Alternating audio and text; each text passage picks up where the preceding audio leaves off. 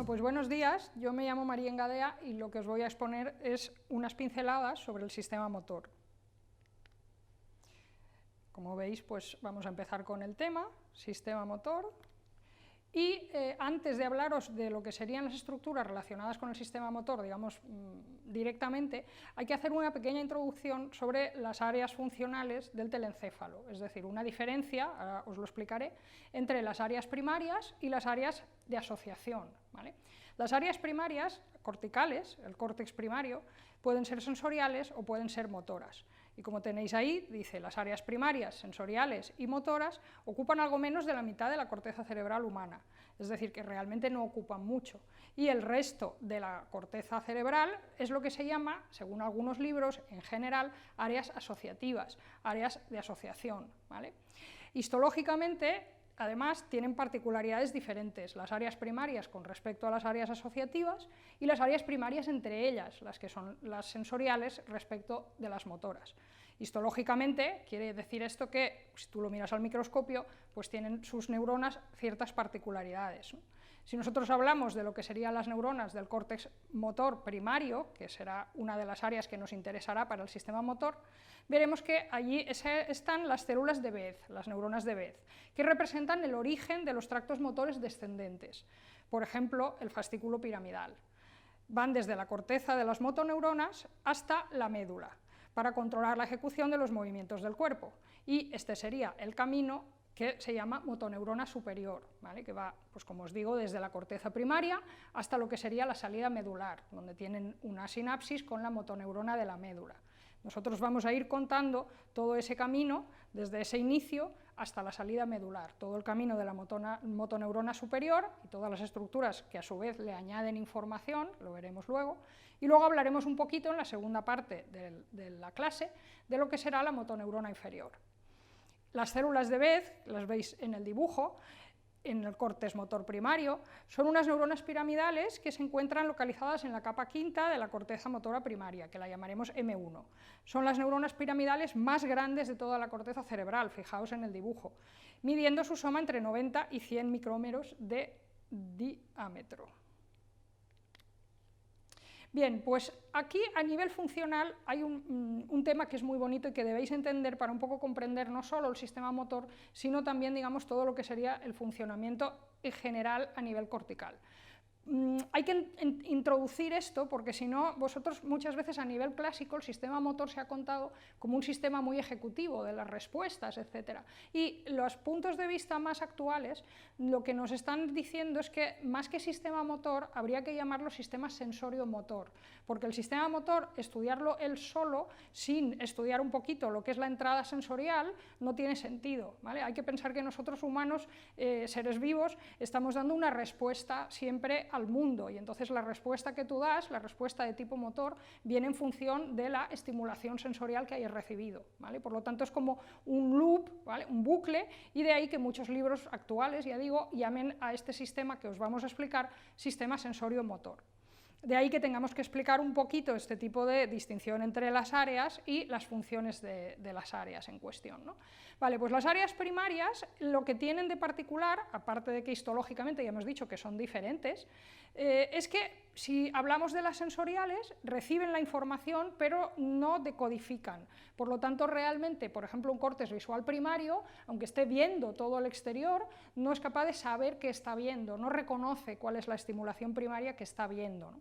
Por su parte, el área motora primaria, que sí que será la que interesará más en este tema, es la que envía esa información, esas órdenes motoras, las referencias motoras, pero ella no la ha programado, no la ha organizado por sí misma, ¿vale? Sino que, digamos, el paquete organizado para hacer un movimiento complejo, el área motora primaria no lo realiza, no lo hace, no lo programa, sino que le viene programado, ¿vale? Le viene programado ¿de dónde? Bueno, pues de las áreas de asociación que están alrededor de las primarias, ¿vale? Aquí ya hemos saltado de córtex, ya no estamos en el córtex primario y entramos en todo lo que sería, dicho en general, el córtex de asociación. Justo ese cortes de asociación que está al lado de las áreas primarias, las áreas adyacentes, son las que se llaman, en algunos libros les llaman áreas secundarias, por aquello de que las primarias serían, ya os digo, las que reciben la información o envían la información, y las secundarias son ya cortes de asociación, que está alrededor de ellas y que sí que se dedica a decodificar la información.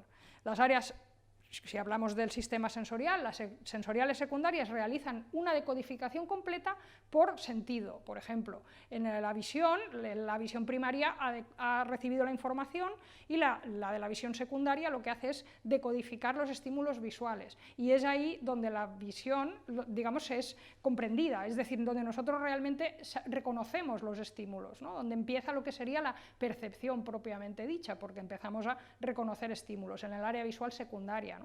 A nivel motor, que repito es lo que hay que centrarse a continuación, pero primero hay que hacer esta pequeña introducción, a nivel motor tenemos las áreas secundarias, en general en muchos libros y como vosotros conoceréis se llaman premotoras, que lo que hace es, ella sí, organiza la secuencia completa de actos motores para enviárselos a la primaria. Ahora hablaremos más de esta área premotora.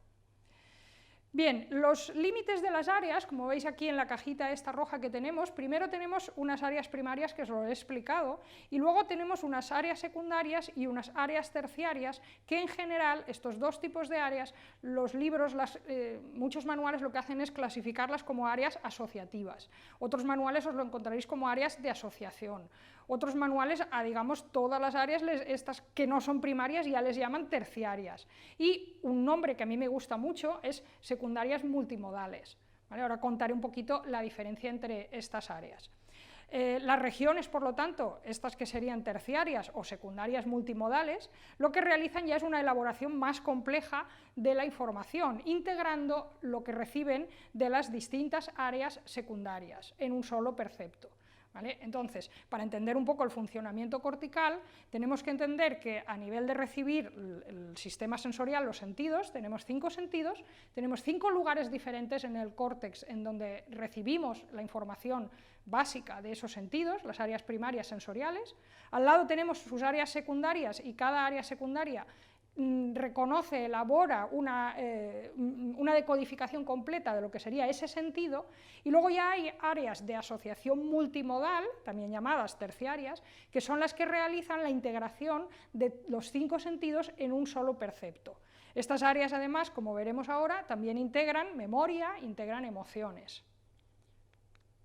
¿Y por qué necesitamos conocer esto? Bueno, por lo que os he dicho antes, nosotros primero tenemos que comprender lo que significa para el encéfalo interpretar, ¿vale? Entonces, el procesamiento inicial de lo que es el mundo exterior, del procesamiento sensorial, la percepción, consiste en la interpretación de esa información sensorial, generando de esa forma pues, una percepción completa.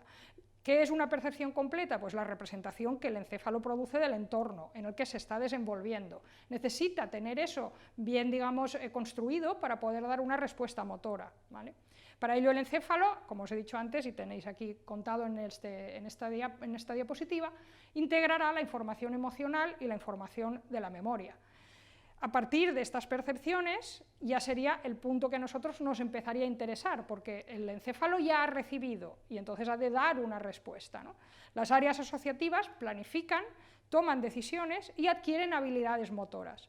Desarrollan capacidades cognitivas, como el pensamiento abstracto o el lenguaje, producen la mente consciente y a partir de todo esto son capaces de darle una respuesta al mundo. Si nosotros observamos el cerebro que tenéis en esta diapositiva, veremos en color más o menos rosado esas áreas de asociación, también llamadas asociación multimodal, terciarias, y vemos la parieto occipital temporal y la de asociación prefrontal. En general, el área de asociación parieto-occipital temporal se va a dedicar a procesar, digamos, el mundo exterior en plan sensorialmente, las percepciones, sería procesar las aferencias, y el área de asociación prefrontal se va a dedicar a planificar, a decidir y a ser un poco el punto de partida de la respuesta motora. A continuación veis ahí lo que serían las áreas secundarias, la premotora en el lóbulo frontal y la somática secundaria en el lóbulo parietal, y luego ya vemos alrededor de lo que es la cisura de central, la de Rolando, vemos las dos áreas primarias, la motora primaria y la sensorial primaria. Vale, entonces, teniendo un poco esta idea, nosotros luego veremos que voy a empezar a comentaros todo lo que sería el sistema sensorio-motor partiendo de estas áreas sensoriales de asociación parietal y terminando en lo que sería la motora primaria, que ya es el origen de la vía de la motoneurona superior para dar la respuesta. ¿Vale? Eso lo veremos después cuando, ya os digo, empezamos directamente con lo que sería nuestro tema. Pero antes quería un poco comentaros algunos términos que puede que vayamos utilizando y que se deben conocer, terminología anatómica. Por ejemplo, el término superior e inferior es sencillo, la cabeza es superior y los pies son inferiores. El término anterior o ventral es contrapuesto al término posterior o dorsal. Anterior o ventral es la cara, es el vientre, y posterior es la nuca, es la espalda, el dorsal. Hemos de tener en cuenta que este término aplicaría a lo que somos los mamíferos que caminamos erectos, porque si nos caminamos de pie, si tú esto lo aplicas a mamíferos que vayan a cuatro patas o que rastreen por el suelo, lo que sería su vientre, su parte ventral, sería la que está en la base, la que está, digamos, de cara al suelo, ¿no? Paralela al suelo. Pero como nosotros nos erguimos en un momento dado de la evolución, nuestra parte ventral es la que está hacia adelante, ¿no? Es la que está situándose de cara a la persona que nos mira. En cuanto a medial y lateral, son dos conceptos que digamos, parten de lo que sería conocer la línea media. La línea media del cuerpo es una línea imaginaria que trazamos a lo largo de la mitad del cuerpo, ¿no? Como su nombre indica. Y pues el ombligo es medial porque está más cerca de la línea media, por ejemplo, y las orejas son laterales, como su nombre indica, porque están a los lados de la línea media. Estas serían unas terminologías básicas. Hay otra terminología que es importante conocer cuando hablamos de lo que son los miembros superiores e inferiores, las partes largas del cuerpo, por ejemplo, del brazo o de la pierna, que es proximal y distal. El proximal se acerca más al tronco, se acerca más a la línea media, de nuevo, mientras que el distal se aleja de la línea media. En nuestro miembro superior, por ejemplo, el hombro sería proximal y la mano es distal. En lo que sería la pierna, la cadera es proximal, mientras que el pie es distal. Y bien, vamos a comenzar, por lo tanto, a hablar del sistema sensorio-motor. Como ya os he hecho la introducción que os he hecho anteriormente, entendemos ya por qué no tiene demasiado sentido llamarle solo sistema motor, sino que es mucho más correcto llamarle sensorio-motor, porque vamos a integrar también todo lo que sería la percepción, que la tenemos, como hemos dicho, minuto cero, en la corteza de asociación multimodal, que es como a mí más me gusta llamarla, aunque también se puede llamar corteza terciaria, áreas asociativas terciarias. Bien, tenemos tres principios en el sistema sensorio-motor. Uno, el sistema sensorio-motor está organizado jerárquicamente, en paralelo y con segregación funcional. Esto lo podemos ver en el diagrama que tenéis en esta diapositiva, en la que estamos viendo cómo hay determinadas zonas, que son las cortezas que yo os he estado comentando antes, la corteza de asociación, la corteza motora, la secundaria, y la corteza motora, la primaria, que tienen una sobre otra una influencia jerárquica, porque es un poco el tema que os he contado antes. La información que se procesa en un centro se transmite al siguiente centro de manera jerárquica y es el siguiente centro el que ya hace otra elaboración de esa información según su papel, ¿no?